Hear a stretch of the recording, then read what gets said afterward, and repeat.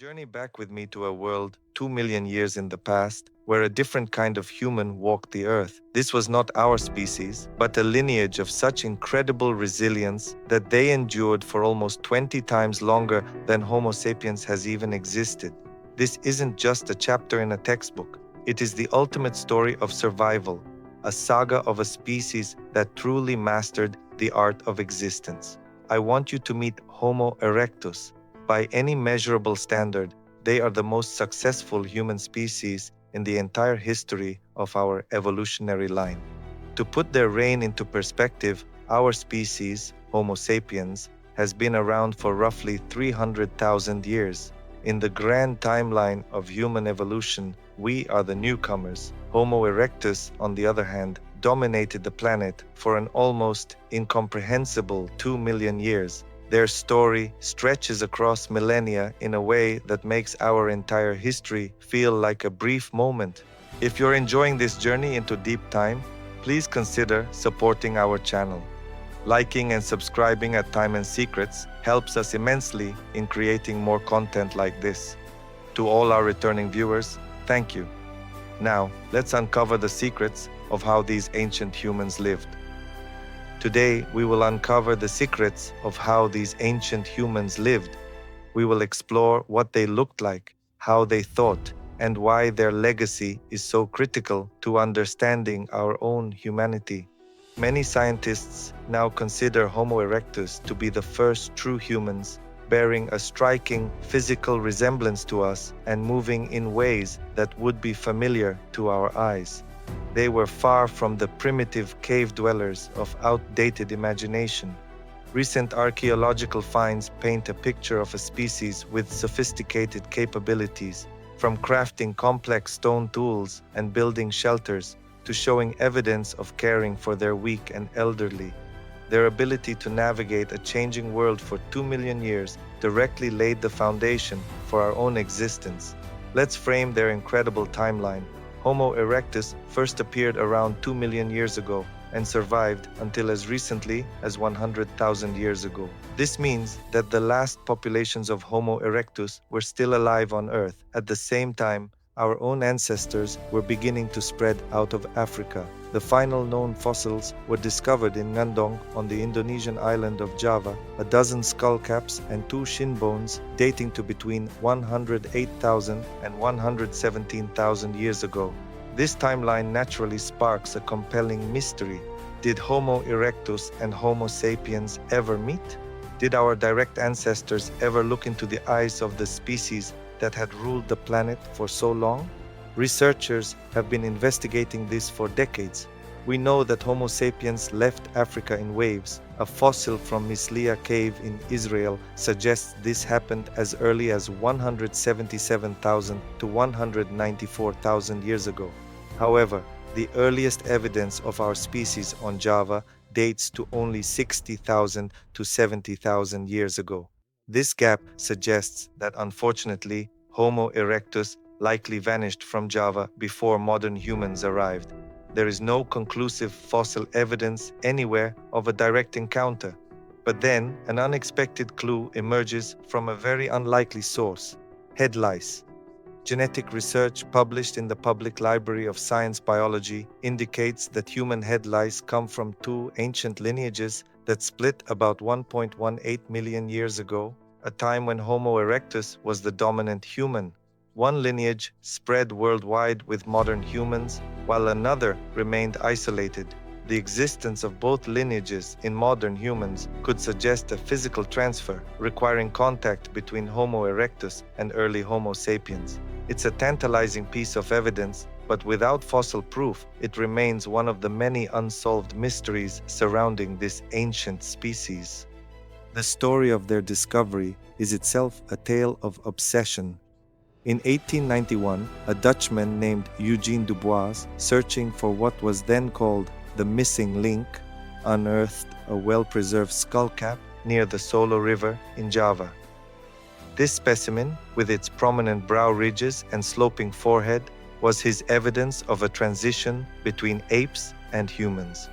He was initially ridiculed, but his vindication came when similar fossils were found in China in the 1920s and 30s, confirming Homo erectus as a widespread species inhabiting Africa, Asia, and Europe. One of the most remarkable aspects of their evolution was the dramatic expansion of their brain. Early members, like the Dmanisi skull from Georgia, had a cranial capacity of around 600 to 800 cubic centimeters.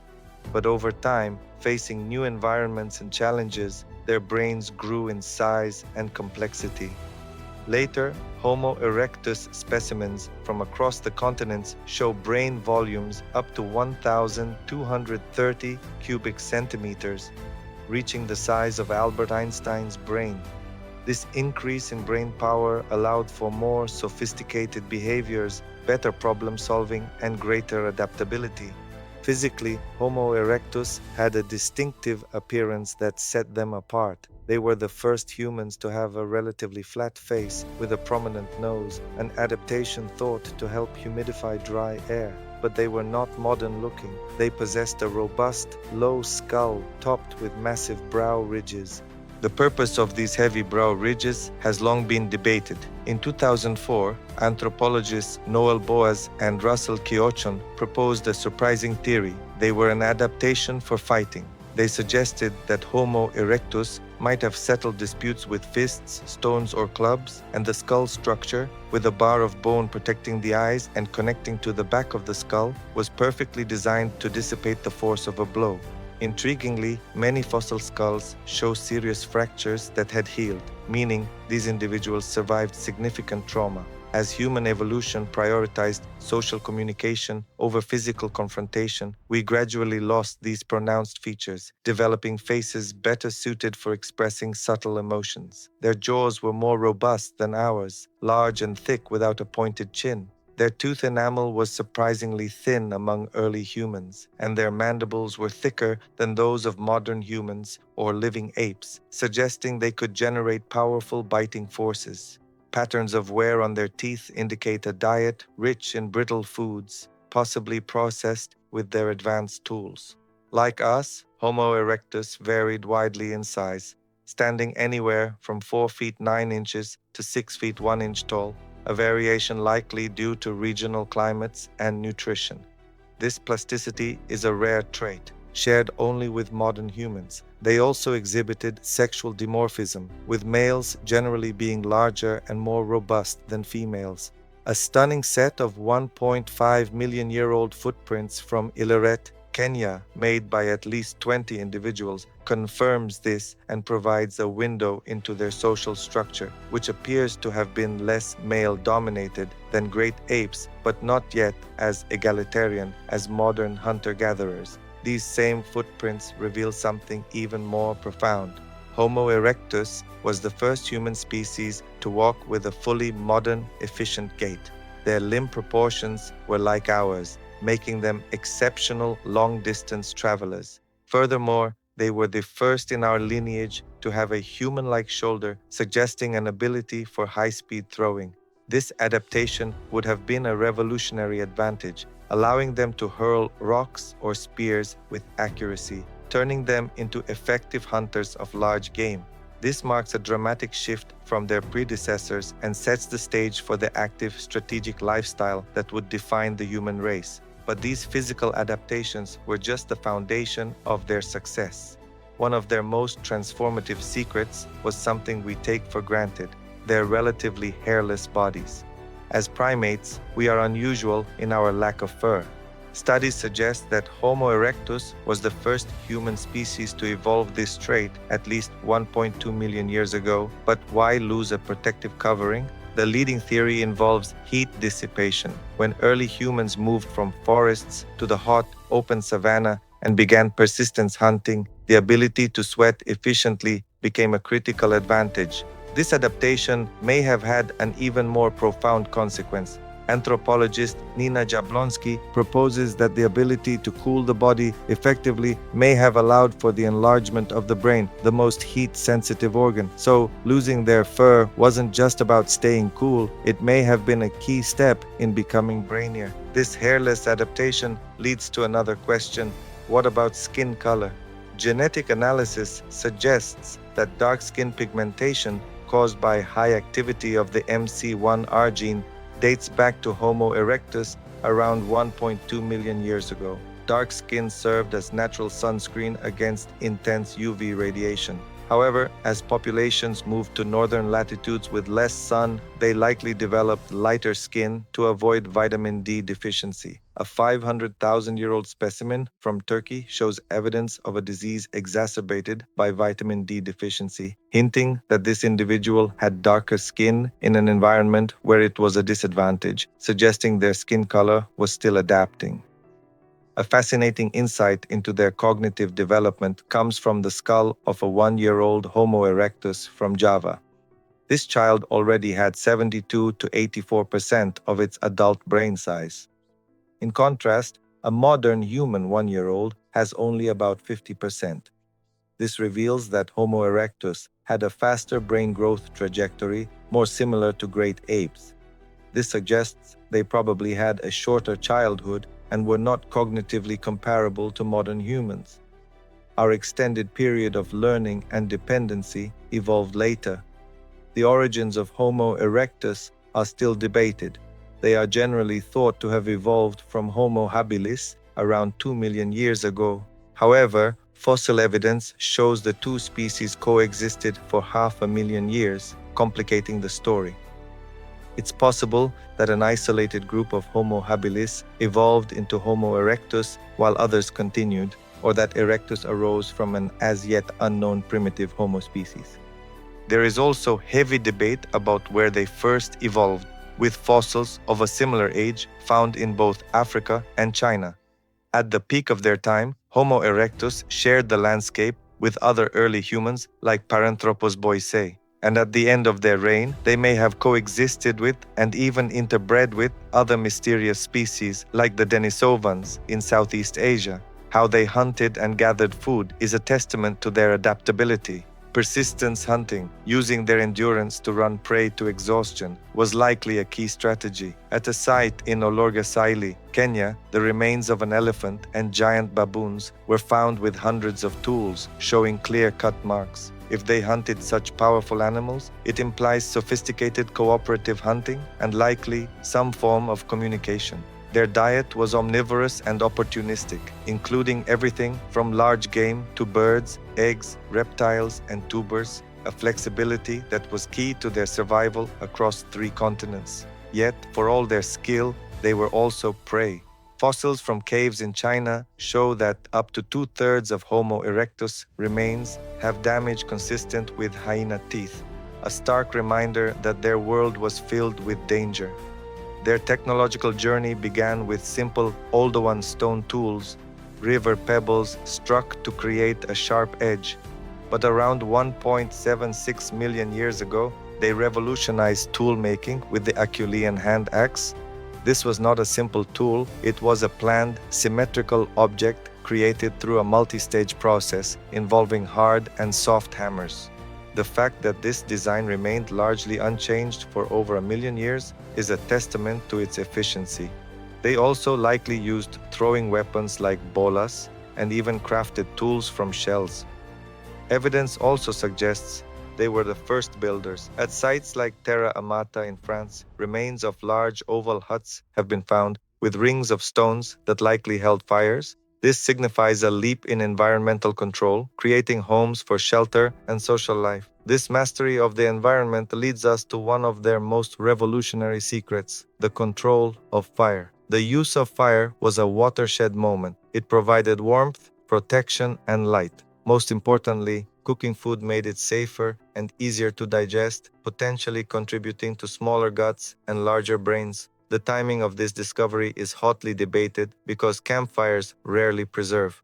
The earliest claimed sites date to 1.5 to 1.7 million years ago in Africa, but the first conclusive evidence of a maintained hearth comes from Israel, dating to over 700,000 years ago. Initially, they may have simply transported natural fire from wildfires, carefully maintaining it for long periods. The social implications are profound. The campfire likely became the first hearth, a place for social bonding, storytelling, and knowledge sharing that may have driven the development of more complex communication. The archaeological record also reveals darker aspects. Some Homo erectus skulls show signs of violent trauma. Even more provocatively, bones from sites in South Africa to Croatia bear cut marks identical to those on butchered animals, leading some scientists to speculate that cannibalism was practiced for hundreds of thousands of years. This is not entirely alien to our own species. Evidence of cannibalism exists in later human history.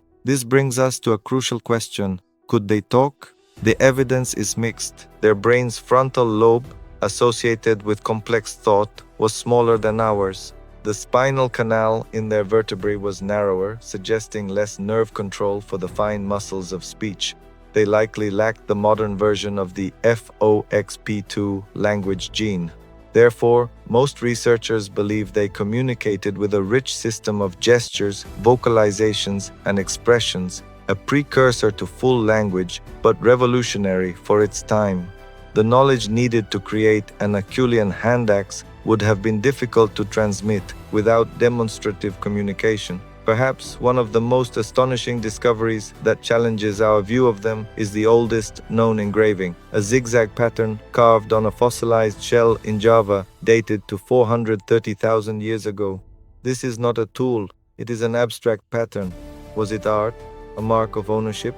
It suggests a mind capable of symbolism, a spark of an idea we thought was uniquely ours.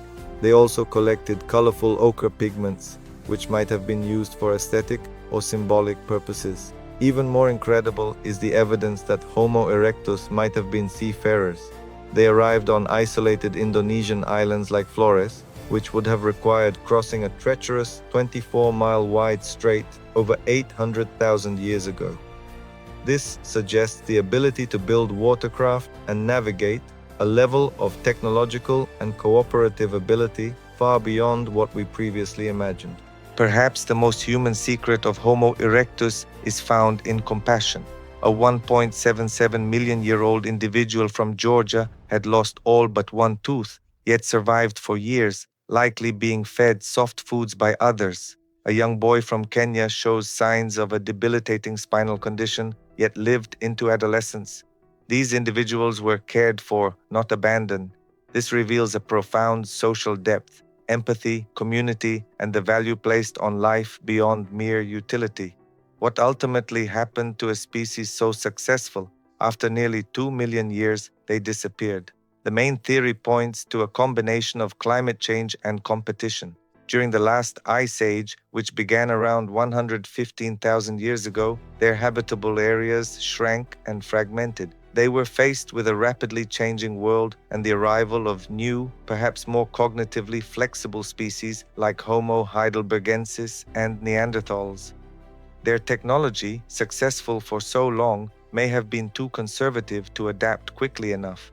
Their final holdout was Java, but even there, the environment shifted from open woodlands to dense rainforests, presenting new challenges. Some controversial studies have even suggested that a reluctance to travel slightly further for better tool-making materials might indicate a conservatism that became maladaptive. However, it's more accurate to say that in many regions, Homo erectus likely evolved into new species like Homo heidelbergensis, their legacy continuing in the branches of the human family tree. But the story of Homo erectus is far from a simple ending. Recent genetic studies have added a stunning new layer to this mystery, suggesting that their influence might be more direct than we ever imagined. Scientists have identified fragments of ghost DNA in modern human populations, ancient segments that don't match either Neanderthals or Denisovans. One compelling, though still speculative theory is that this could be a genetic legacy from Homo erectus themselves.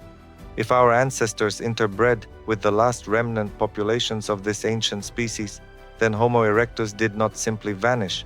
They were absorbed into our own lineage, their genetic secrets and ancient adaptations to different environments potentially still woven into our biology today. This transforms their story from one of extinction to one of merging, a testament to the complex branching river of human evolution. This complexity is further revealed by their incredible adaptability. Recent discoveries suggest that Homo erectus managed to colonize extreme environments much earlier than previously thought. Archaeological evidence from the Tibetan Plateau indicates that hominins were living at elevations above 4,000 meters as early as 1.6 million years ago, a time when Homo erectus was the dominant human in Asia.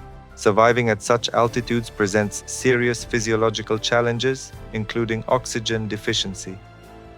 The fact that they thrived there suggests they may have developed biological adaptations to cope with the thin air, adaptations that may have later been passed down to modern high-altitude populations. This demonstrates yet another way in which Homo erectus proved remarkably versatile, pushing into environments that would have been forbidding to earlier species, from seashores to mountains, from tropical forests to open savannas. Another area of ongoing research concerns their relationship with water. Beyond the evidence for possible seafaring, some researchers have pointed to the aquatic ape hypothesis, a controversial idea suggesting that certain human traits, like our hairless skin and subcutaneous fat, might have evolved during a phase of living near water. While mainstream science largely rejects the strongest versions of this theory, there is growing evidence that coastal and riverine resources were crucial to their diet. Archaeological sites along ancient shorelines show evidence of shellfish consumption and fish processing dating back hundreds of thousands of years. These rich food sources, high in proteins and omega-3 fatty acids that support brain development, may have provided a crucial nutritional advantage, potentially contributing to the encephalization that characterizes their evolution. We focused extensively on their biology and technology, but what about their inner world? While we can never truly know the subjective experience of an extinct species, the archaeological evidence provides tantalizing clues. The care for injured and disabled individuals, which we discussed earlier, suggests social bonds that transcended mere survival utility. The fact that groups supported members who could no longer contribute to hunting or gathering indicates emotional attachments and perhaps even a concept of reciprocal care. Some sites also suggest possible ritual behaviors. The arrangement of tools and animal remains sometimes shows deliberate patterns, hinting at the beginnings of behaviors that reinforced group identity. The collection of ochre and the creation of the engraved shell point towards a cognitive capacity for aesthetics and perhaps even rudimentary symbolic thought. These were not merely instinct-driven creatures. They were beings with rich social lives and the first sparks of a cultural mind. An intriguing question is how they understood their world.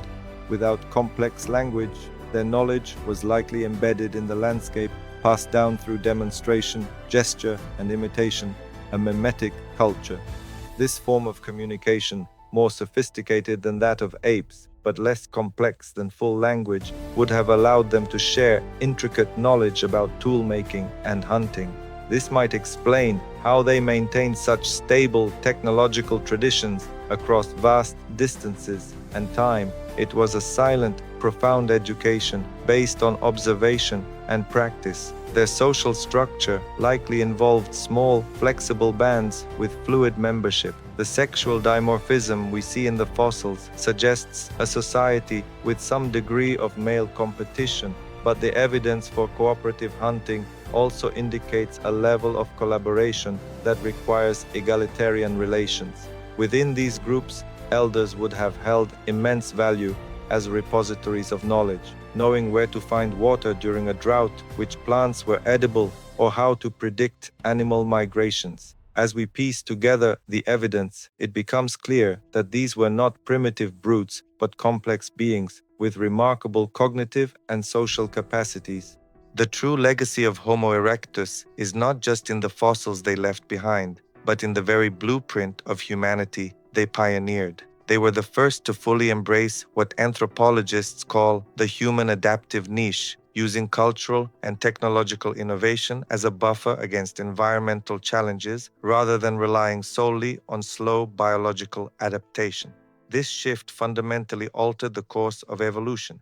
Natural selection began to operate not just on physical traits, but increasingly on cognitive and social capabilities that enhanced cultural learning and innovation.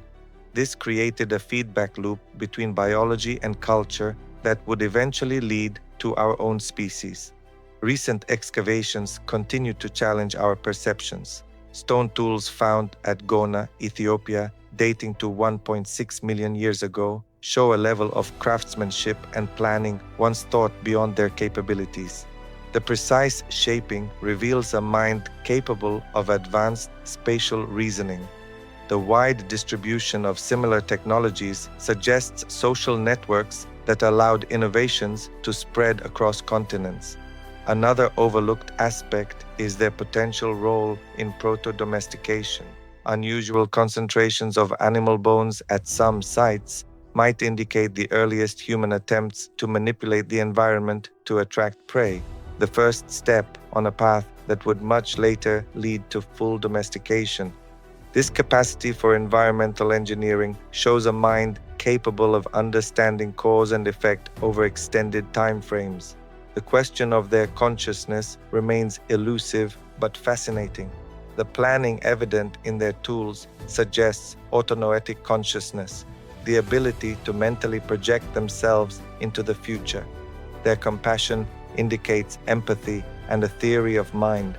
The hints of aesthetics suggest the beginnings of wonder and curiosity. While their mental world was different from ours, lacking the scaffolding of complex language, it was undoubtedly rich and complex. As we look to the future, emerging technologies promise to reveal even more. Advances in ancient protein analysis and, potentially, the recovery of ancient DNA from Homo erectus fossils could revolutionize our understanding of their relationships and adaptations. Computational modeling allows us to test hypotheses about their social structures and movement patterns. The story of Homo erectus is still being written. What lessons does their 2 million-year reign hold for us, a species that has existed for only a fraction of that time? Perhaps the most sobering is that no species, no matter how successful, is guaranteed a future in the face of rapid, dramatic change. Their eventual decline underscores the vulnerability of even the most adaptable beings. Our own civilization now faces unprecedented challenges from climate change and resource depletion. The key difference is the timescale. Changes that unfolded over millennia for Homo erectus are now compressed into decades, demanding a level of global foresight and cooperation that tests our limits. Yet their story also offers profound hope. They demonstrated the power of the very strategies we must rely on: cultural innovation, technological ingenuity, and social cooperation. The seeds of our ability to overcome challenges were planted by Homo erectus almost 2 million years ago. In a very real sense, we owe our potential to their pioneering spirit. As we close this exploration, we return to the sheer scale of their existence. For 2 million years, they walked the earth. They witnessed ice ages, changing continents, and the rise and fall of countless other species. They spread across the globe and adapted to its every corner. Their story is not a footnote, it is the most successful chapter in human evolutionary history. The next time you use a tool, control fire, adapt to a new situation, or care for someone in your community, remember that you are using capacities that they perfected over an almost unimaginable span of deep time. The legacy of Homo erectus is not just in the past, it is a fundamental part of what we are today, a timeless secret to the power of resilience and adaptation. The legacy of Homo erectus is a powerful reminder that our story is far deeper and more complex than we often imagine. If you've made it to the end of this exploration, you clearly share our passion for unearthing these timeless secrets. If you haven't already, please like and subscribe to join us at Time and Secrets for our next journey into the past. Thanks for watching.